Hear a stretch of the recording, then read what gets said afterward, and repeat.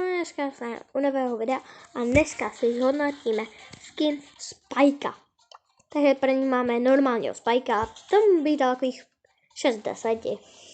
Já 7,5, mně se líbí. Tomuhle 5 z 10, to se mi vlastně líbí. Já bych dal 8, mně se líbí, jak prostě Tohle to už bych dal určitě takových 8. Tak. To je hezký, to dávám taky 8. Pak tady máme tohle, už se mi tak nelíbí, ale 6. Asi 5. Tohle už se mi hodně líbí, a tady já mám 8 z 10. Tady dávám 8,5. A tady to je 10.